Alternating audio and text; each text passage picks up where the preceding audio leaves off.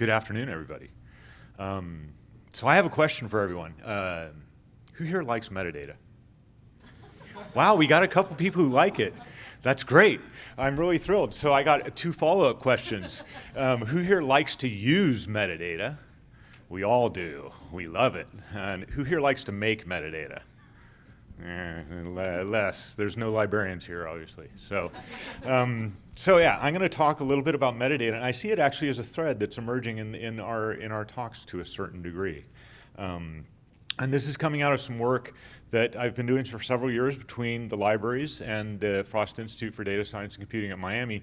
And it includes what's called the Odyssey GIS Working Group. You guys have probably never heard of this. Odyssey is a strange thing that I discovered a couple years ago. They're very interested in linking electronic health records to environmental variables. And this is actually a very challenging problem. But they've been really influencing my thinking, and Jay and Doug, my co-authors on this paper, are really, they're providing a lot of thinking from that perspective. But from the libraries and the IDISC perspective, we have two uses, and I mentioned this yesterday. We have kind of the research groups, and we have the web mapping applications. And we have this problem there that data is still not fair for GIS. Maybe some of you have heard of this term, the findable, accessible, interoperable, and reusable. And the problem that we find is that research groups come to us and they have to go out and find stuff. And they're looking at several different agencies' datas. They're looking at perhaps a third-party provider. They're looking at their own data. They're looking at these electronic health records, and they're trying to put it all together, and it's still a very challenging problem for them. Although they oftentimes think that this is easy. They're like, this is easy, right? It's easy to make a map, right? So we have this problem that we encountered, and I think everybody in this room probably understands this problem pretty well. That you end up with different projects that need disparate data sets, but they share a lot of the same data, particularly if you're working in a region like South Florida, where we share this data. So there's a lot of duplicate work going on, and there's a lot of, and then there's a lot of stuff that could be shared into these groups. And so these are just 4 research groups. ODSI, unfortunately, sits off on its own because, you know, they're not in Miami. But we have this problem. So what I want to talk about today is how we're building a catalog around this. And it's somewhat like ArcGIS Online, but it's a very different version that goes very local and keeps it for our uses. And what I want to do is talk a little bit about what we set out to do and how this conversation called tables, trees, and triples has become a part of it. And then talk a little bit about linked open data and give an example workflow, and then what we're doing in looking forward. So I first want to acknowledge that GIS Data actually there's a lot of people that spent a lot of time thinking about this. Starting at the bottom, we have, you know, some government agencies. They do an amazing job actually of putting metadata to it and making it available to us in various different formats, although every agency is a little bit different, which is kind of a problem. I just recently discovered Copernicus. If you haven't discovered this, they have an amazing data API that's very well documented for getting satellite data and process data. And then across the top there, OpenGeoPortal, Dataverse, and GeoBlacklight are all library efforts actually at trying to bring together metadata around maps, particularly scanned maps and pre-existing maps. Some data exists in those portals, but not so much, except for Dataverse. Dataverse is amazing. And then at the top is GDISC, and this is what we're calling our effort at the University of Miami, the Geospatial Digital Special Collections. And so we still encounter that many sources are not harmonized. Scale is a problem. So a lot of the government agencies curate data at a national level, but if you want it for Miami-Dade County, you know, you got to cut it out and subset it and blah, blah, blah. And that it's all data as a download still, although that's changing rapidly, I think. So these were kind of our requirements that we set out to build this catalog around.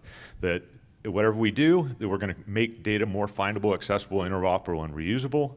It's going to be multi-layered metadata that we're going to use, Dublin Core, and it's going to, and other schemas that exist. It's going to have technical metadata, administrative metadata, and variable level metadata. And the variable level metadata is really the challenge, actually. It's the hard part.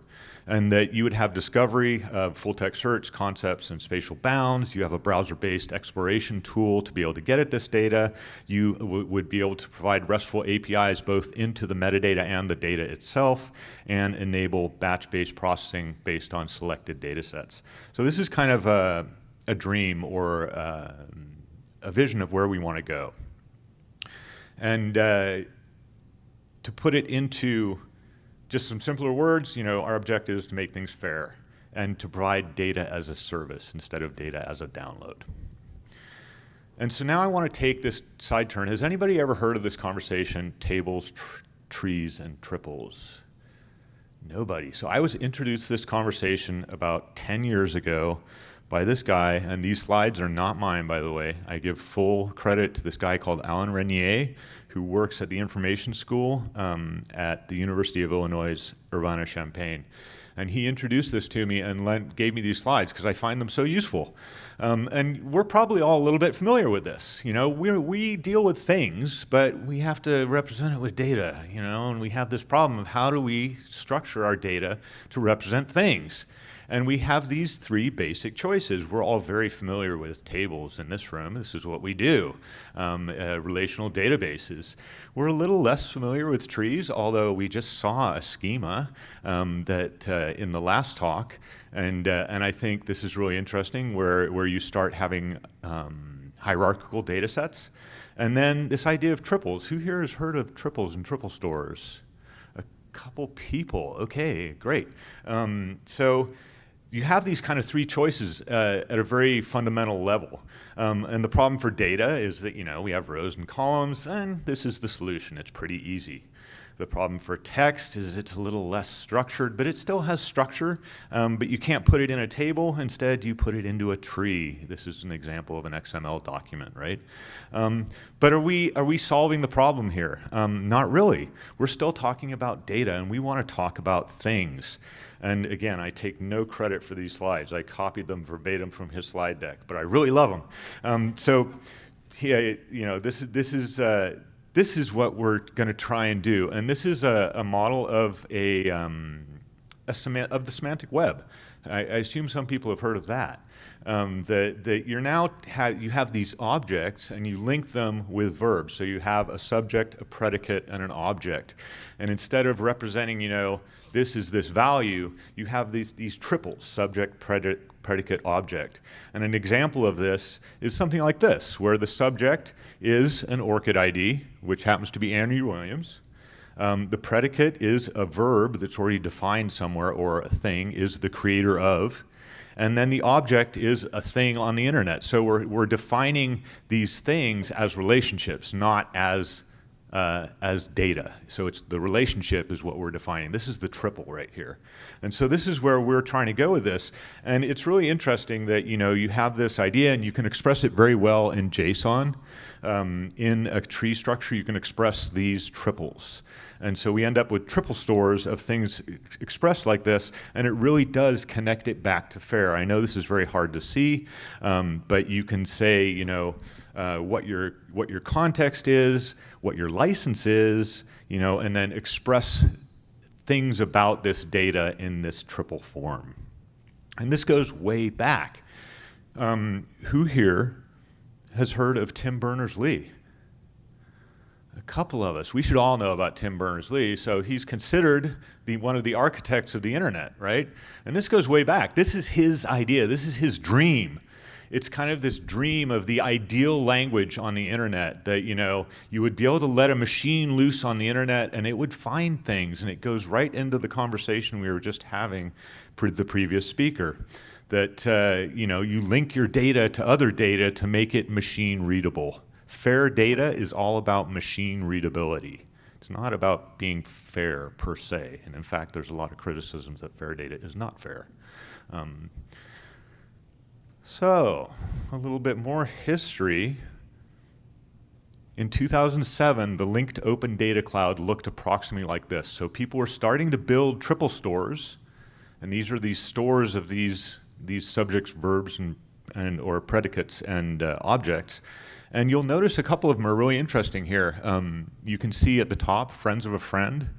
This is a European open source version of Facebook. It's been around for a while. It's huge. Notice the US Census data there. You notice GeoNames is there.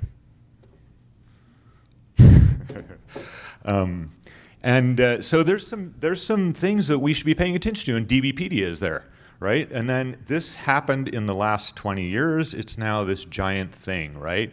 And I actually like, you can find versions of this online, and I like just looking at this sometimes just to remind myself that this is out there. Who here uses linked open data in this room? You know, it's like me asking you, who here in this room uses open source software? Everybody does. Everybody uses linked open data. Who monetized this model? Google, Facebook. They use this model to provide indexes to things on the internet. They're using this linked open data model to do stuff. You know, we should start thinking about how we can take advantage of it and leverage it for ourselves. The problem is that, you know, putting it in practice is a little bit harder. And I met this gentleman a couple years ago when he was working at the United States Geological Society, or the USGS, I should say. Anyways.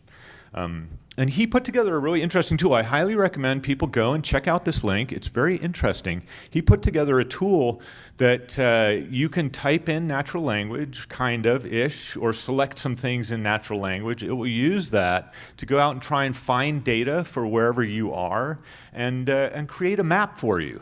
But not in the way that you know, it's doing some kind of image segmentation and rebuilding a map. It's going to look at the data to create the map for you, right? And it's really interesting. You go to this tool, you select a few things, and it goes through this process of looking for things. It tries to classify whatever you're doing, and it goes out and finds government metadata, which is relatively good, right? And then it brings back this map, and it actually creates animated maps of what you asked it to do. I think it's a very interesting first attempt at creating this kind of thing. But the problem is that the metadata doesn't exist yet. We need more data librarians, unfortunately. So, you guys heard about this a little bit yesterday. I'm very interested in creating these catalogs. And yesterday, I didn't speak to this very much. The icon on top, this is the bash scripting that I talked about yesterday. The icon top is the json-ld, the linked open data that I'm talking about. And so then you can plug that into various things and plug it into everything. As I mentioned yesterday, it looks kind of like this, where you have students on the left and users on the right. But what I think is really interesting, we've been doing this for about 3 years now at UM, working with various groups. We have now a set of metadata that's fairly robust, where we can grab data from any of these agencies and any of these formats and kind of get it to play together well. And we're building this out every day. We're building and adding new data sets to this. And it is a little bit like ArcGIS Online, but it's fully open source. So you don't need to be paying a license fee to get at it. And the whole idea is that eventually, well, I'll get to that in a minute. I'll come back. I wanted to show you, we have various flavors of what metadata. I mentioned this earlier, that we have kind of this descriptive metadata, this administrative metadata, this variable level metadata.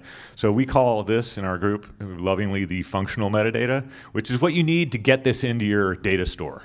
It's actually not anything for discovery or anything like that. It's just kind of stuff you need. And this example is from the Copernicus, the satellite group in Europe. And then we have this, what we call non-functional metadata. Any librarians in here would faint, perhaps, because this is the discovery metadata, right? This is, it doesn't have anything to do with ETL, but this is what Google wants to know about. It's what the library catalog wants to know about. It's who wrote it, who published it, when it was done, and stuff like that, right? And then this is what we're doing right now, is we're turning this into this json-ld model, which is a very much more of a tree-structured model. And you can see it's got the same information, but we're starting to get these contextual links, and that you have anything where it's here, you can make that, it can build the triples from this. And you can see that we have GeoNames entries for this. So GeoNames, we're linking into that triple store online to be able to do that. And that the geoshape is now expressed in a way that the linked open data will be able to find that shape. We haven't figured out how to do the vector raster kind of thing yet. So we've got this as a placeholder. And I saw an interesting presentation earlier today that might be the answer to this. And it kind of keeps going on, and it links to DBpedia. So it has these things. That's where we're defining our projection. And then at the end, we have this idea of a variable. And this could have many. This is a raster data set. There's one band, so there's one variable, or one thing. And so I know that was kind of a little bit in the weeds. It ends up looking like this on disk, a bunch of collections of metadata that then you can point into things, and each one is kind of a little data package. I don't know if anyone here has heard of the idea of a research, an RO crate, a research object crate, where you put kind of all the data or the metadata into this one thing, and then you don't necessarily need to pass around the data. That download folder could be empty, and with the JSON files, we can actually get everything we need. And what you can do with this is you can have a lot of fun visualizing it.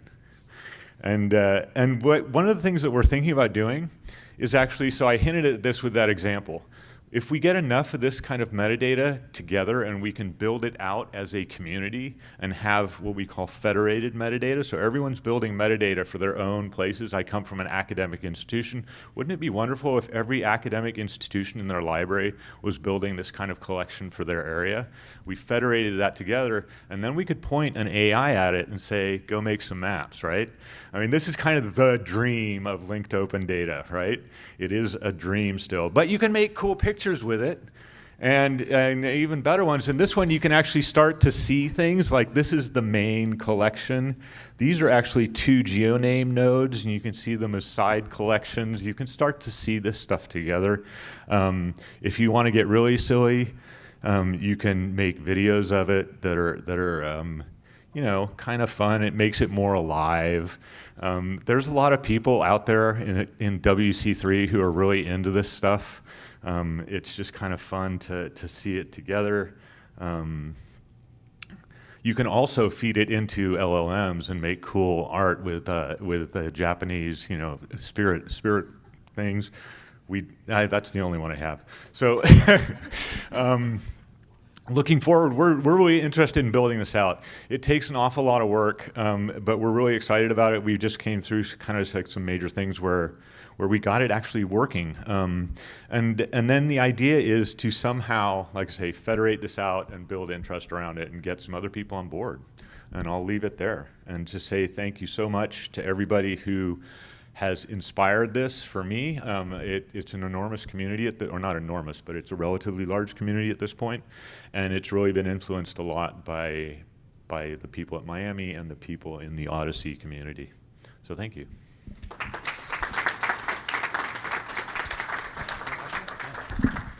We've got time for about one question, if there is a question out there. So where are you going to get to the triples? Oh, so the triple, that's a great question. So that's a great question. You can take that json-ld. So the question, I guess everybody heard it. You can take the json-ld, and there's several tools that you can get. We're using a Python tool set, and you can just point it at collections of json-ld, and it creates the triple store for you.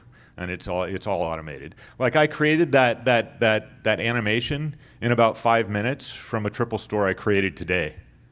Yeah, it's really very easy. Yeah, great question though. Wonderful. Thank you very much, Tim.